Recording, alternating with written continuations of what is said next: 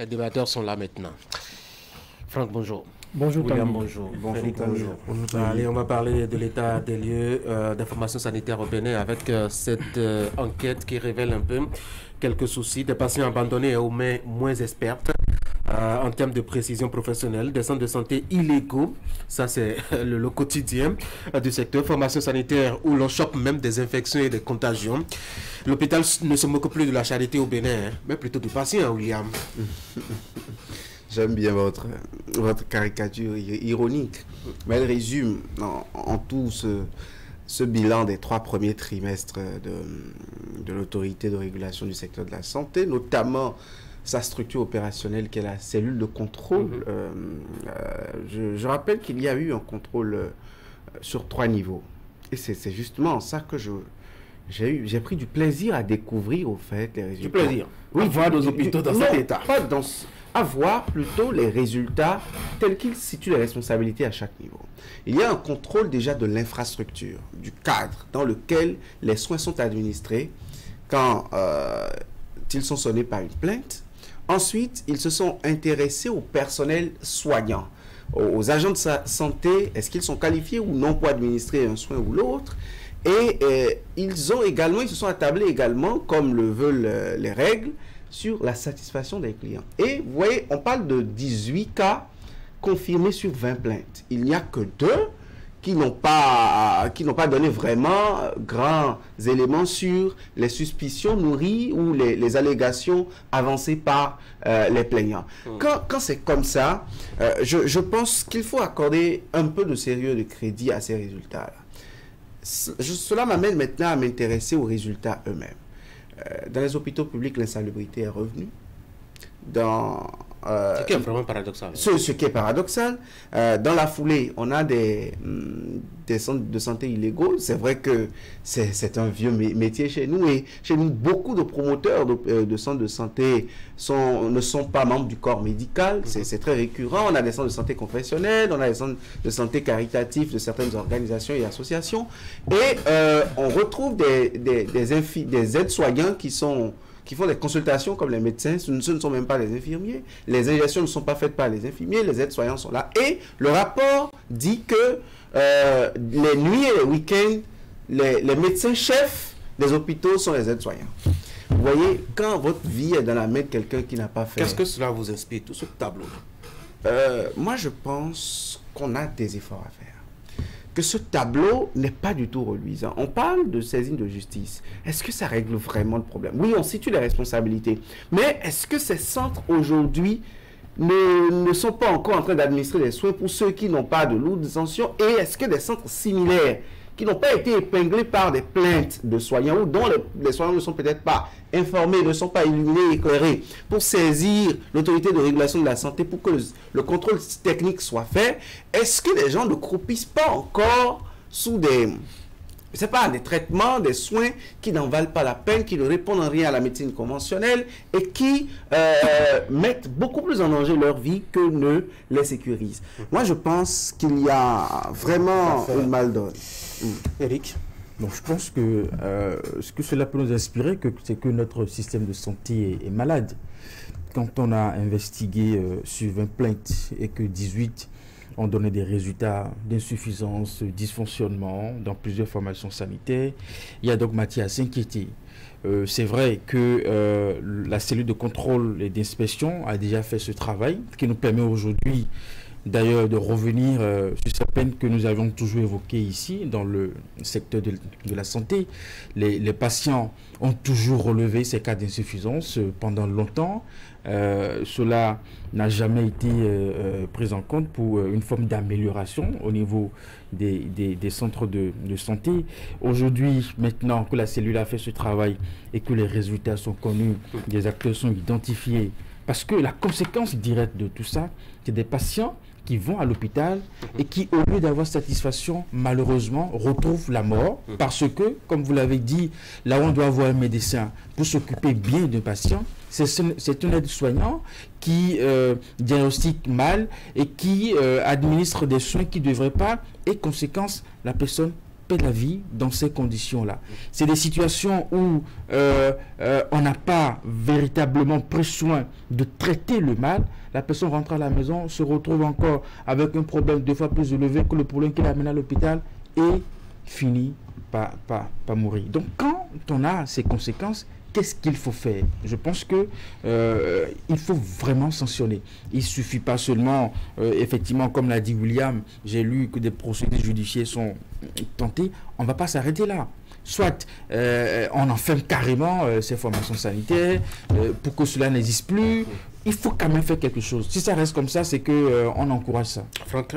En tant que Béninois aux revenus modestes, aux revenus moyens, moi ça m'inquiète sérieusement. Ça m'inquiète parce que vous voyez, ce que vous dites là, certains suivront, ça ne leur dit absolument rien. Comment parce qu'ils ont les moyens d'aller vers les cliniques, de se payer les soins de qualité, et même ceux qui sont chargés de faire ce diagnostic-là, beaucoup amènent leurs enfants. Oui, mais faut-il le dire, c'est aussi bien dans le secteur public que privé. Hein? Donc oui, vous avez beau même payer pour les soins, ce n'est pas évident que vous l'avez en qualité. Vous avez payé, au niveau du personnel, parfois ce n'est pas le personnel qualifié que vous rencontrez dans ces hôpitaux.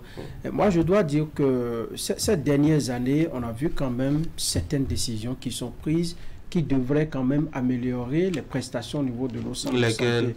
Lorsque, par exemple, on a demandé aux médecins de choisir entre la clientèle privée et d'évoluer dans la fonction publique. Ça a aidé le public de son personnel qualifié, hein, qui est allé chercher l'argent ailleurs. Il y en a qui ont été recrutés également pour étoffer le personnel. Il y a également qu'au niveau des hôpitaux, il y a la création de cette cellule-là qui fait un travail, de cette autorité de régulation du secteur de la santé qui fait un bon travail. Mais le vrai problème, c'est d'abord au niveau du personnel lui-même qui ne sait pas, beaucoup ne savent pas pourquoi ils ont embrassé en réalité le secteur de la santé, d'évoluer dans le secteur de la santé. C'est d'abord un sacerdoce, c'est lorsque vous décidez de sauver des vies, vous devez sacrifier de votre temps. Lorsque vous allez dans les hôpitaux, parfois, pendant les week-ends, on ne retrouve pas le personnel soignant qu'on retrouve le lundi. Alors que les week-ends, les gens mettent le temps à profit pour aller voir ce qui se passe dans leur... Est-ce que c'est la faute du personnel s'il n'est pas en nombre suffisant pour couvrir, je dois dire, tout besoin qui existe? On a un seul spécialiste. J'allais en venir. Oui, on a un seul spécialiste pour plusieurs centres de santé. Il se partage son calendrier sur l'ensemble, je dois dire, de la semaine. Et lui-même, il n'a aucun répit, Franck. C'est vrai, c'est vrai. Mais j'allais bien identifier les niveaux de responsabilité. Le personnel, maintenant le personnel, même quand il est disponible, il n'y a que le plateau technique n'existe toujours pas. Le plateau technique adéquat, vous avez des personnels, des gens très dévoués, très rompus à la tâche, que vous voyez du matin au soir à l'hôpital, mais face à un plateau technique désuet, un plateau technique caduc, ils n'arrivent pas. Alors, commençons déjà par des soins de qualité aux patients. Par rapport aux infrastructures, puisque justement la structure est allée faire les choses de façon, je dois dire, très ordonnée. Par rapport aux infrastructures, on ne va pas encore accuser aussi que ce soit que l'État, William. Oui, quand c'est l'État, par exemple, j'aimerais même connaître les meilleurs de l'enquête pour savoir quand c'est au niveau d'une structure publique de soins, qu'il y a un problème d'infrastructure, que le cadre n'est pas adéquat pour administrer un certain nombre de soins. L'autorité ferme, l'autorité applique des sanctions, comme c'est le cas par exemple des prestataires privés qui, eux, on sait qu'ils doivent remplir de façon sine qua non ces différentes conditions avant d'ouvrir leur centre. La question se pose à ce niveau. Et quand nous parlons par exemple également d'infrastructure, nous avons fait le débat ici. En matière de santé, l'infrastructure coûte ce qu'elle coûte. De l'autre niveau, Franck a relevé la situation des agents. Moi, je pense que... On parlera des agents tout à l'heure, oui. Franck. Il n'y a pas d'infrastructure. L'agent ne peut pas faire de miracle. C'est exact. Nous avons suivi un reportage à une frontière du Bénin où, quand vous voyez l'infrastructure qui vous accueille, je pense que vous retournez à la maison avec votre maladie. Parce que non seulement il n'y avait pas de personnel, mais l'infrastructure, c'était comme une porcherie. Tout simplement, il faut avoir le courage de le dire. Et il y a plusieurs fois au niveau du ministère de la Santé, lorsque le ministre voit certaines images, on vous appelle, on dit non, ne diffusez pas. Mais c'est la triste réalité. Au niveau de nos urgences, vous voyez des gens à même le sol. J'ai même reçu une plainte de la direction régionale à Takora de Canal 3 Bénin sur une situation qui prévaut actuellement au niveau du département concernant justement le secteur de la santé. Toutes les pressions sont allées pour que l'information ne passe jamais. Oui, malheureusement, c'est la triste réalité. Vous allez dans les urgences, la commodité n'y est pas du tout. Moi, j'ai un ami qui a quitté un village, qui est venu se faire opérer pour l'hernie à Parakou. J'ai passé 1 ou 2 semaines au CHD de Parakou là, CHUD, mais lorsque vous entrez là, parfois vous avez envie de retourner, vous n'avez pas envie d'accompagner votre malade. Vous voyez des gens agonisants, vous voyez, le personnel est dépassé, le personnel est submergé, même quand ils ont envie, et c'est, pour la plupart, ce sont des étudiants en 7e année qui sont en fin de formation, mais quand vous voyez le sang dégoulinant par-ci, par-là, quand vous voyez des gens qui appellent au secours, venez me soigner, venez me faire ci, venez me faire ça, face à la bourse des Béninois qui n'est pas assez solide. Donc, ça, c'est un tableau assez désolant. Et je crois qu'il y a des efforts, il y a de sérieux efforts à faire. Vous avez des salles d'hospitalisation où rien que le bruit du brasseur tel qu'il grince vous donne l'impression que vous êtes face à la sirène de la mort qui vous chante son hymne en attendant que vous lui rendiez son dernier. Peut-être son requiem et vous chante votre requiem. Voilà, en attendant que vous le remettiez votre dernier soupir et qu'il s'en occupe, Eric. Je pense que autant que nous sommes d'accord qu'il reste des efforts à faire sur le plateau technique en termes d'infrastructure. Mais ne nous cachons pas derrière ça pour ne pas relever, ne serait-ce que les béabas, n'est-ce pas, qu'on peut voir dans un centre de santé. Quand on nous dit, par exemple, la reprise de l'insalubrité dans l'information sanitaire, surtout publique, est-ce qu'il revient encore à l'État? Mais il doit pouvoir avoir dans un centre de santé. Allez dans les canaux ici, vous allez voir de mécanisme. Il doit pouvoir avoir dans un hôpital. Il doit pouvoir avoir un mécanisme pour mettre... bien des paniers d'ordures non encore récupérés. Il doit pouvoir avoir un mécanisme pour mettre au propre un centre de santé. L'abandon des centres de santé aux aides-soignants, surtout la nuit et les week-ends. Ça veut dire qu'au niveau des formations sanitaires, il y a une question d'organisation qui se pose également. Et quand de ces, enfin moi je dis de ces petites choses, on n'arrive pas à prendre soin du peu qu'on a, même si l'État met tout ce qu'il doit mettre, comment ça va se passer si on n'arrive pas à s'occuper déjà du peu qu'on a? Je pense que c'est un problème qu'il faut régler, davantage sensibiliser les acteurs à leur devoir, il faut le leur rappeler. Comment ça va se passer? On a proposé, je dis, mais on propose... On va analyser les propositions tout à l'heure. Oui, parlons du personnel. Oui. Je vais dire un mot sur ce que Eric a dit. Par rapport aux ordures, par exemple, la gestion des déchets médicaux requiert, par exemple, une certaine précision qui n'a rien à voir avec, par exemple, les déchets que la SGDS gère dans les ménages. Vous voyez, ça, par exemple, c'est une politique publique également qui la met en œuvre. Vous voyez, l'hôpital dont vous parlez juste derrière Canal 3 ici, la réfection des fosses septiques, je les appelle comme ça, je sais pas le nom technique, ce que nous appelons communément puisard, dans ce centre de santé, a fait 1 mois et demi, 2 mois. Et à longueur de journée, quand vous y entrez, vous voyez, par exemple, je ne sais pas, vous voyez des eaux qui n'ont rien à voir avec une maison, ne serait-ce que dans un bas-fond de Cotonou, pour qu'on se croit même à l'hôpital. Et dans ce même centre, et ça me fait la transition pour parler des agents, quand vous avez un mal dans vos os et que vous avez besoin de consultation traumatologique, jusqu'à l'an dernier, il fallait attendre mercredi parce que le traumato ne passe que mercredi. Il intervient lui seul, là à Ménantin, mais dans plusieurs autres centres publics du Bénin, et on ne le voit que mercredi.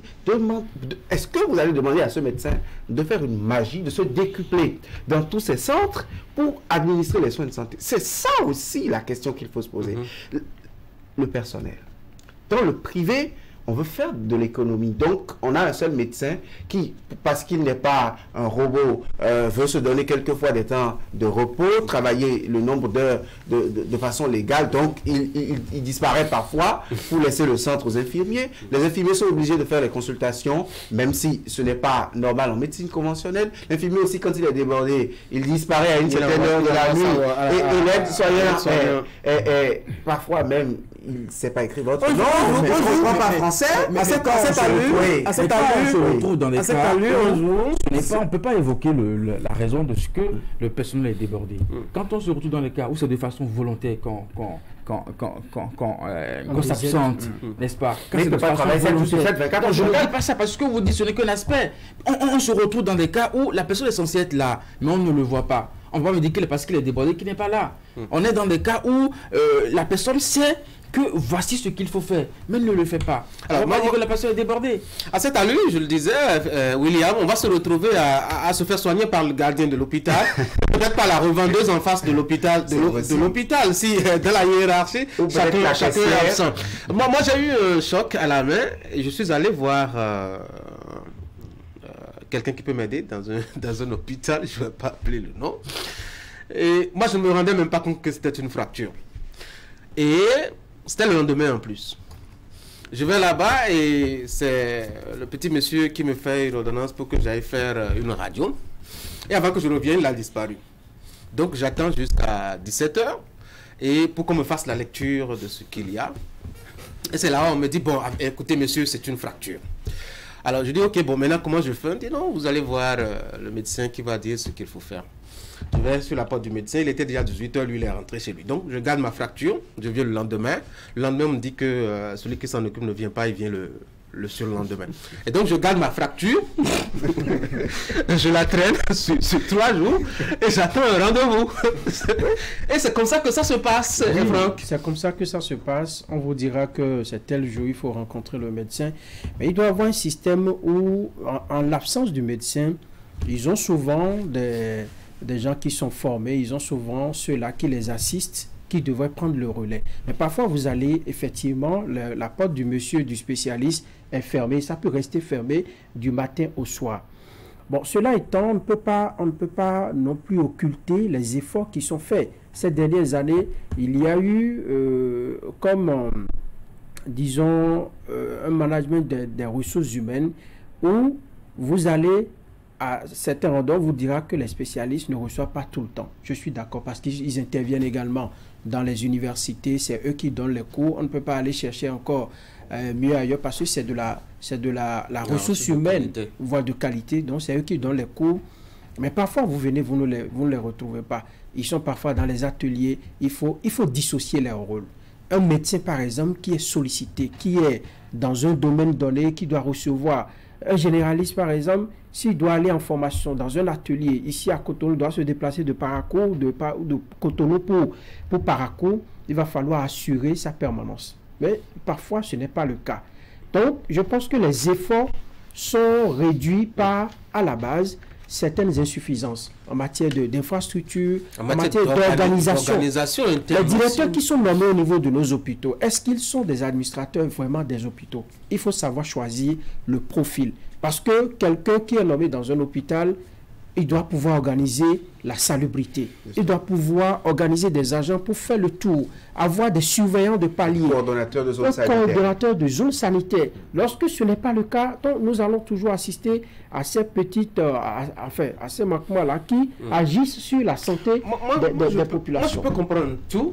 Peut-être même excuser le spécialiste qui n'est pas là parce qu'il est le seul, il doit s'occuper de pas mal de choses, etc., etc. Parce que je ne m'explique pas dans nos centres de santé, William, c'est l'accueil qui est parfois décevant et terrifiant. Et ça, c'est à l'entrée. Quand je dis c'est à l'entrée, c'est vraiment à l'entrée de l'hôpital. Le vigile, vous dites sa loi. Oui, absolument. Le vigile, je vous ai dit qu'on confiera nos vies désormais au gardien de l'hôpital. Le vigile vous traumatise, en plus de votre mal. Moi, j'ai vu des vigiles dire à des patientes accidentées, ou à une patiente accidentée en pleurs qu'on en aborde derrière. Moi j'étais terrifié. J'étais honnêtement terrifié. Vous savez, moi je pense que tout ça dans le système de santé concourt au bien-être ou à l'enlisement du mal d'un patient.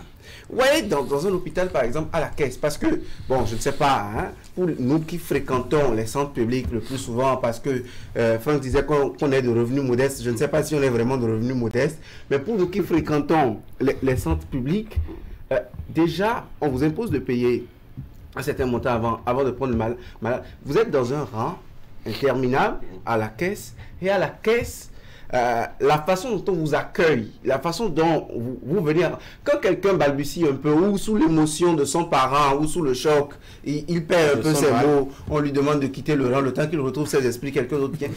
Dans tout cet environnement, on le sait. D'ailleurs, on est davantage malade, hein.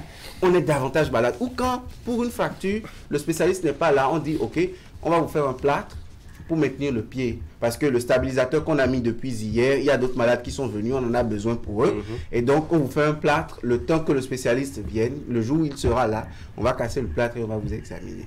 Je pense que tous les problèmes infrastructurels, en matière de ressources humaines et en matière d'organisation, concourent à cette réalité. Non, mais c'est une description que nous vivons au quotidien. En tout cas, toutes les fois qu'on sent le besoin d'aller se faire soigner, ou ces cas de négligence que nous observons, même au niveau de l'accueil, vous donnent le sentiment que vous n'êtes même pas dans un centre de santé. On vous toise à la limite. C'est comme si, en réalité, vous ne devez pas être là. Vous êtes venu perturber la tranquillité et puis tout ça. Ils ont besoin de dormir un peu ou de se concentrer. C'est déjà que le travail n'est pas facile, on est d'accord. Mais je pense que ces petites négligences, c'est des trucs que nous pouvons régler avec une meilleure organisation, ce qui n'est pas encore le cas. Je pense qu'il y a encore un travail à faire. Vous avez jeté un coup d'œil sur l'accueil, j'allais en dire.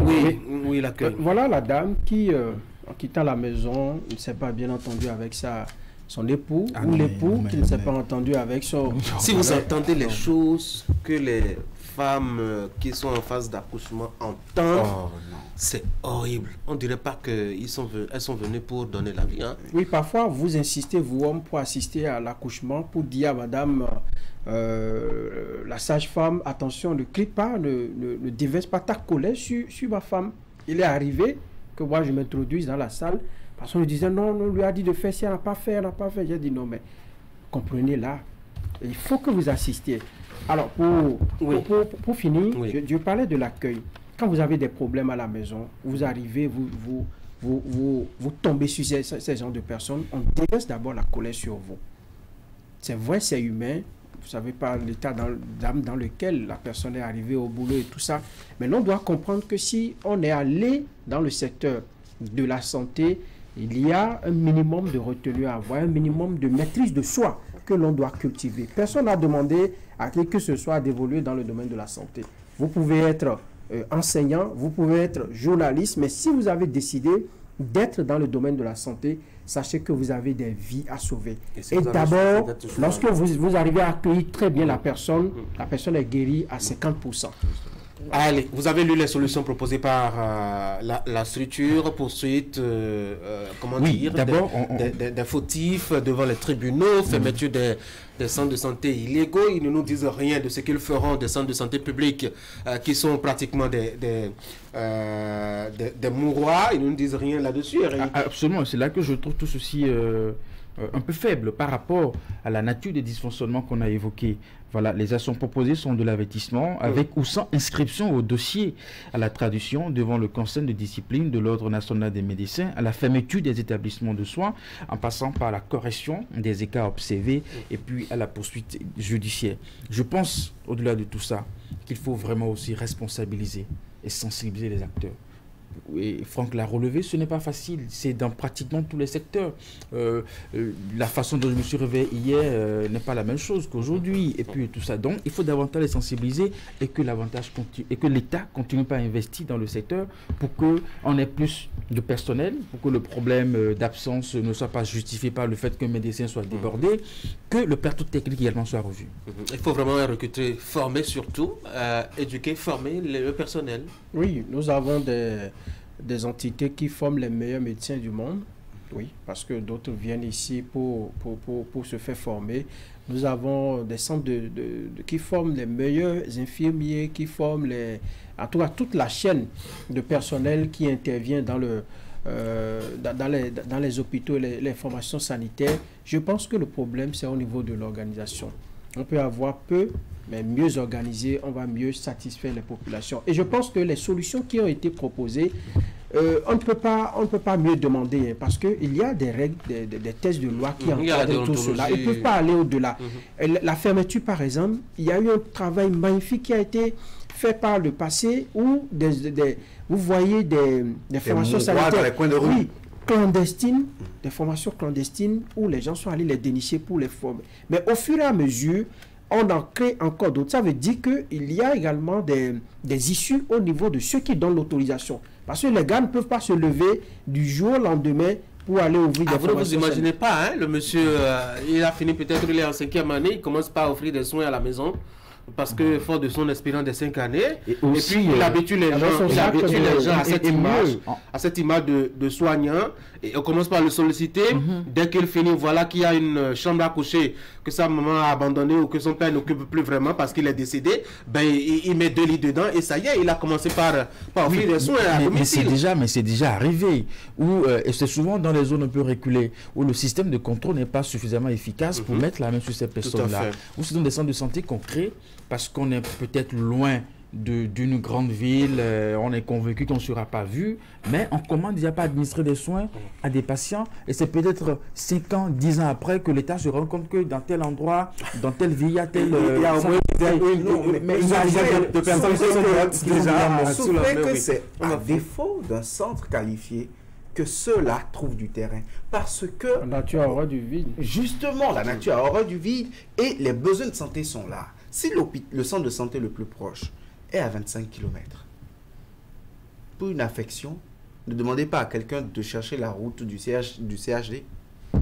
Il va dépenser le peu de ressources qu'il a dans le transport.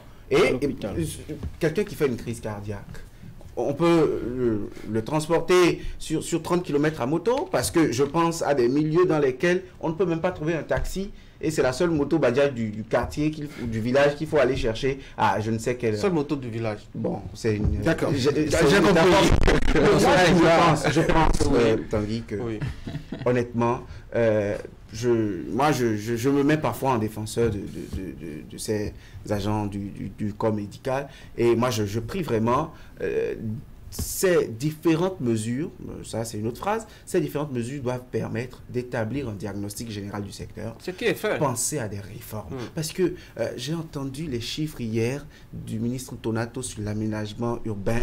J'ai envie qu'on dise des chiffres comme ça dans le domaine de la santé, dans le secteur de l'éducation, dans certains secteurs vitaux également. Je pense que cela va du développement de ce pays, de la ressource humaine, parce qu'il n'y a pas de développement sans les autres. On va placer 2 mots en changeant de sujet. On va parler éducation maintenant, s'intéressant un peu à tout ce que ces organisations, notamment sociales, privées, font pour accompagner le gouvernement. C'est quand même curieux. Hein? On est de plus en plus intéressé par notre éducation maintenant, Eric.